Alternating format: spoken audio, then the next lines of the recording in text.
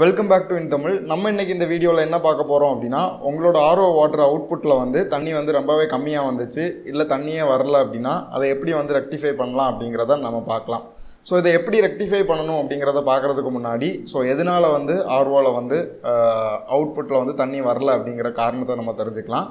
So அந்த காரணத்தை தெரிஞ்சுக்கிட்டாலே இதை எப்படி ரெக்டிஃபை பண்ணணும் அப்படிங்கிறத பார்த்துடலாம். ஸோ இதுதான் மேக்ஸிமம் எல்லா ஆர்ஓ வாட்டர் பியூரிஃபையர்லையும் இருக்கிற பிரச்சனையாக இருக்கும். இந்த பிரச்சனையை வந்து நீங்கள் சால்வ் பண்ண தெரிஞ்சிச்சு அப்படின்னா நீங்கள் வந்து ஆர்ஓ வந்து கம்ப்ளீட்டாக நீங்கள் வந்து லேர்ன் பண்ணிட்டீங்க அப்படின்னு அர்த்தம். நார்மலாக இந்த ஆர்ஓ வாட்டர் பியூரிஃபையரில் அவுட்புட் வாட்டர் வரல அப்படின்னா நம்ம என்ன பண்ணுவோம் அப்படின்னா, எல்லா ஃபில்டர்ஸையும் மேக்ஸிமம் மாற்றிடுவோம். இந்த ப்ரீ ஃபில்டராக இருக்கட்டும், இந்த செடிமெண்ட் ஃபில்டராக இருக்கட்டும், ஆர்ஓ மெம்பரேனாக இருக்கட்டும், இது எல்லாமே நம்ம மேக்ஸிமம் மாற்றிடுவோம். மேக்ஸிமம் இதில் வந்து ப்ரீ ஃபில்டர் தான் நிறைய நேரம் போயிருக்கும். அதை எப்படி ரெக்டிஃபை பண்ணணும் அப்படின்னு தெரியாமல் மொத்தமாகவே மாற்றிடுவோம். இந்த வீடியோவில் கம்ப்ளீட் கைடன்ஸ் உங்களுக்கு கிடைக்கும். ஸோ அதனால் நீங்கள் குறிப்பிட்ட ஃபில்டரை மட்டும் மாற்றினாலே போதும், உங்களோட ஆர்ஓ வாட்டர் பியூரிஃபையரில் வந்து அவுட்புட் வாட்டர் வந்து சரியாயிடும். ஸோ இதை ரெக்டிஃபை பண்ணுறதுக்கு உங்களுக்கு ஒரு 3 டூல்ஸ் தேவைப்படும். ஒன்று வந்து டிடிஎஸ் மீட்டர், ரெண்டாவது வந்து ப்ரெஷர் காஜ், மூணாவது வந்து மல்டிமீட்டர். ஸோ அந்த மல்டிமீட்டரும் ப்ரெஷர் காஜும் இல்லைனா கூட நீங்கள் ரெக்டிஃபை பண்ணலாம். ஒரு 70% உங்களோட வாட்டர் பியூரிஃபையரை வந்து இந்த மல்டிமீட்டரும் இந்த ப்ரெஷர் காஜும் இல்லாமல் நீங்கள் ரெக்டிஃபை பண்ணலாம். ஸோ இது எல்லாமே நம்மளோட ஸ்கில்லை பொறுத்து தான் இருக்குது. பட் இந்த மல்டிமீட்டரும் இந்த ப்ரெஷர் காஜும் இருந்துச்சு அப்படின்னா கம்ப்ளீட்டாக என்ன பிரச்சனை அப்படிங்கிறத நீங்கள் வந்து கண்டுபிடிச்சிடலாம். ஃபர்ஸ்ட் நம்ம என்ன பண்ணணும் அப்படின்னா, உங்களோட ப்ரீ ஃபில்டர் செடிமெண்ட் ஃபில்டர்லேருந்து வரக்கூடிய அந்த கனெக்ஷன்ஸ்லாம் கட் பண்ணிவிட்டு டேரெக்டாக உங்களோட ஸ்பன் ஃபில்டர்லேருந்து வரக்கூடிய அவுட்புட் வாட்டரை வந்து சொலினாய்டு வால்வுக்கு முன்னாடி நீங்கள் வந்து கொடுத்துக்கோங்க. இது மூலமாக நம்ம என்ன பண்ணுறோம் அப்படின்னா, இந்த ப்ரீ கார்பன் ஃபில்டரையும் செடிமெண்ட் ஃபில்டரையும் நம்ம வந்து பைபாஸ் பண்ணுறோம். ஸோ இப்போ நீங்கள் பைபாஸ் பண்ணிவிட்டு டேரெக்டாக இந்த சொலினாய்டு வால்வில் கொடுத்துட்டு உங்களோட ஆர்ஓ பியூரிஃபையரை ரன் பண்ணி பாருங்கள். இப்போ வந்து நீங்கள் உங்களோட ஆர்ஓ வாட்டர் பியூரிஃபையரில் வந்து அவுட்புட் வாட்டர் நிறையா வந்துருச்சு அப்படின்னா நம்ம இதுலேருந்து கண்டுபிடிச்சிக்கலாம். ஸோ உங்களோட ஆர்ஓ மெம்பரேன் நல்லா இருக்குது, பம்ப் ப்ரெஷரும் நல்லா இருக்குது அப்படின்ட்டு. இப்போ உங்களுக்கு பிரச்சனை வந்து இந்த செடிமெண்ட் ஃபில்டர்லையும் இல்லைனா இந்த ப்ரீ கார்பன் ஃபில்டரில் மட்டும்தான் இருக்குது அப்படிங்கிறத நம்ம கண்டுபிடிச்சிடலாம். இப்போவும் உங்களுக்கு ஆர்ஓவில் வந்து அவுட்புட் வாட்டர் வரல அப்படின்னா என்ன பண்ணணும் அப்படின்னா, இந்த சொலினாய்டு வால்வில் இருக்கிற அந்த அவுட்புட்டை வந்து ரிமூவ் பண்ணிவிட்டு உங்களோட ஆர்ஓ சுவிட்சை போட்டு பாருங்கள். ஸோ இது போட நேரம் உங்களுக்கு சொலினாய்டு வால்வ் வந்து ஆக்டிவேட் ஆச்சு அப்படின்னா ஸோ சொலினாய்டு வால்வோட அவுட்புட்லேருந்து வெளியே வரும். சப்போஸ் இந்த அவுட்புட்டில் இருந்து தண்ணி வரல அப்படின்னா உங்களோட சொலினாய்டு வால்வ் தான் ப்ராப்ளம். இந்த சொலினாய்டு வால்வை நீங்கள் மாற்றினீங்க அப்படின்னா சரியாயிரும். ஸோ இந்த சொலினாய்டு வால்வில் வந்து அட்லீஸ்ட் ஒரு 90% வாட்டர் வந்து அவுட்புட் வருதா அப்படிங்கிறதையும் நீங்கள் செக் பண்ணி பார்த்துக்கோங்க. இப்போ நீங்கள் சொலினாய்டு வால்வும் உங்களுக்கு ஓகே தான் இருந்துச்சு அப்படின்னா நீங்கள் இதுலேருந்து கன்ஃபார்ம் பண்ணிக்கலாம். இதில் 2 பிரச்சனை இருக்குது.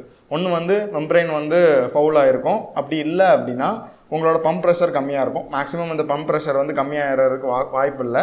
ஸோ நீங்கள் டேரெக்டாக மெம்பரேனை வந்து ரீப்ளேஸ் பண்ணி பார்த்துக்கலாம் உங்களுக்கு ப்ரெஷர் காஜ் இல்லாத பட்சத்தில். இப்போ உங்களுக்கு ப்ரெஷர் காஜ் இருக்குது அப்படின்னா இன்னும் வந்து ஈஸியாக ஐடென்டிஃபை பண்ணலாம் என்ன பிரச்சனை அப்படிங்கிறத.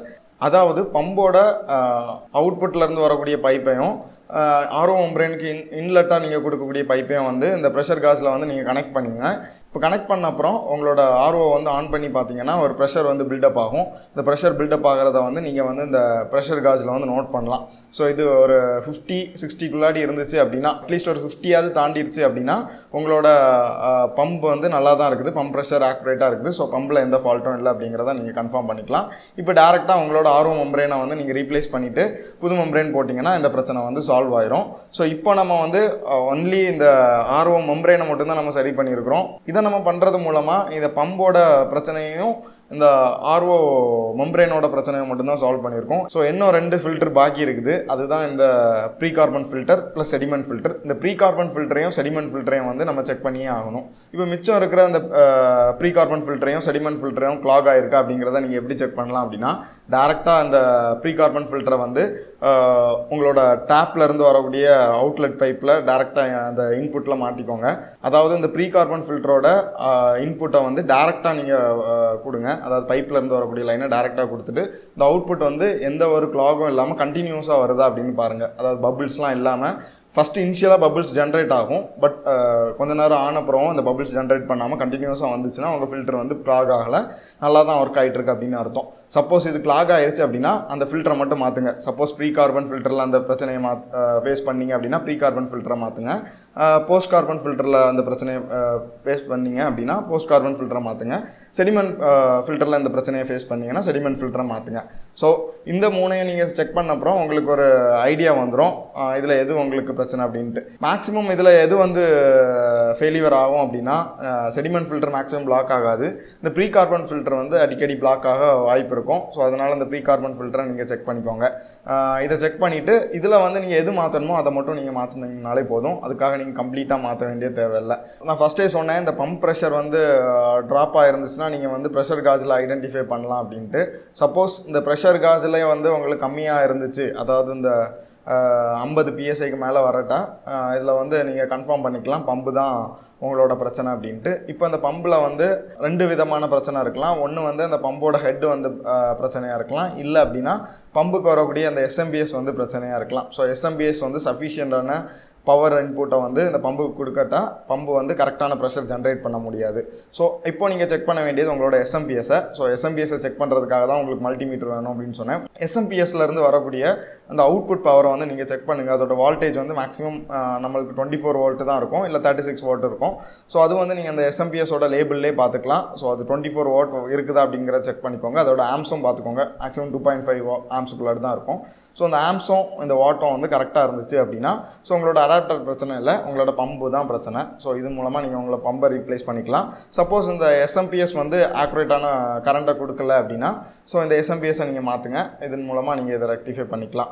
ஸோ இந்த வீடியோவிலேருந்து கொஞ்சம் உங்களுக்கு ஐடியா கிடச்சிருக்கும் அப்படின்னு நினைக்கிறேன். ஸோ எதனாலலாம் அந்த RO வாட்டர் ப்யூரிஃபையர்லேருந்து வரக்கூடிய அவுட்புட் வாட்டர் வந்து கம்மியாக வருது இல்லை வராமல் இருக்குது அப்படிங்கிறத. மல்டிமீட்டர் இல்லைனா அந்த ப்ரெஷர் காஜ் இல்லைனா அந்த TDS மீட்டர் நீங்கள் வாங்கணும் அப்படின்னு நினச்சிங்கன்னா அதோட பெஸ்ட் பை லிங்க் வந்து டிஸ்கிரிப்ஷனில் இருக்குது, நீங்கள் அதை யூஸ் பண்ணி வாங்கிக்கலாம்.